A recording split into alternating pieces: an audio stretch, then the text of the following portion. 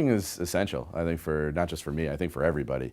In a world that we live in that's changing so constantly, watch the news for an hour and you see what I'm talking about.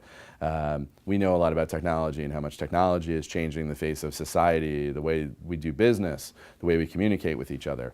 You see different global trends that are happening that affect everything, really, from economic to military to you name it.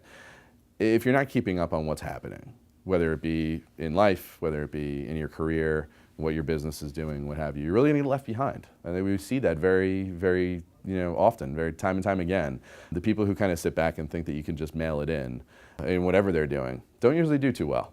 So it's important to stay on top of what is going on around you and what will be going on around you in the future if you want to succeed and if you want to do well. Personally, I think it's important because I wouldn't be where I am today unless it was something that I had embraced, and I think a lot of people can say the same. I got into journalism, which was sort of my core career, because I was curious, because I knew from my early experiences in it that if I did it professionally, I would essentially never be bored. I always wanted to know a lot about a lot of different things, and I had this curiosity that was very hard to kind of satisfy. So being a journalist, you think, oh, I got into this because I'm curious, now I actually have to put this into practice. I've had times where I was covering crime, which is a very interesting thing. You have to know a lot about a lot of different things involved in the criminal justice system, about people with different disorders, you have to know about the law. Then you can get switched to a whole other beat, which I've had happen too. You can go and cover politics. And crime and politics are, some people might say that they're the same thing, but they're pretty much not. So thinking about, okay, how do you get to the story? How do you build a relationship with these kind of people so that they trust you and they want to give you information? You have to do your own studying. You have to do your own homework in doing it.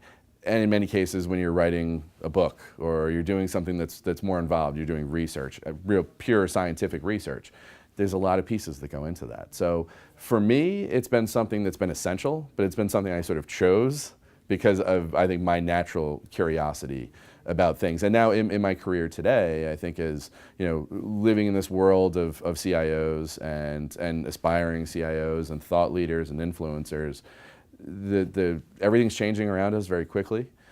You have to stay on top of these. For me, it's something you just have to stay on top of. You have to constantly be talking to people. You constantly have to be reading. You have to be looking at the research that might have a window into what's going to happen in the future. So for me, lifelong learning is one of those issues in life that you have to embrace. And if you don't, you're going to get left behind. Well, I'm actually going through my first purchasing of a house. And there's a lot of things that go into that, from searching for a house, from looking at, talking with brokers and trying to figure out what you want in a house. And you're thinking to yourself, okay, well, there's a lot of things that I seek out in learning. And, and I did this. And I was researching this well before we actually got into the process. And just looking at the market for the town we wanted to live in or towns we wanted to live in, looking at what home prices were like, looking at, the financing, whatever other things come into play for sort of that initial stage.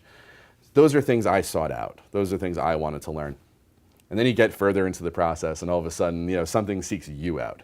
So thinking, for example, going through a house inspection and really going top to bottom and learning all the inner workings of a house, not only inside but outside and on the property and everything that goes with that. It's not something I've done before.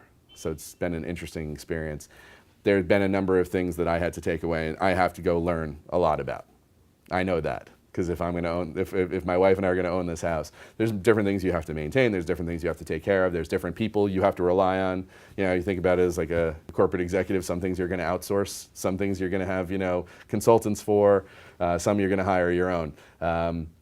It's a whole new process for me. It's a whole new thing that I hadn't necessarily had to think about before, but now am, neck deep in it. So I have to go and study up and learn a little bit more. But one good thing about it is, to me, it's completely fascinating.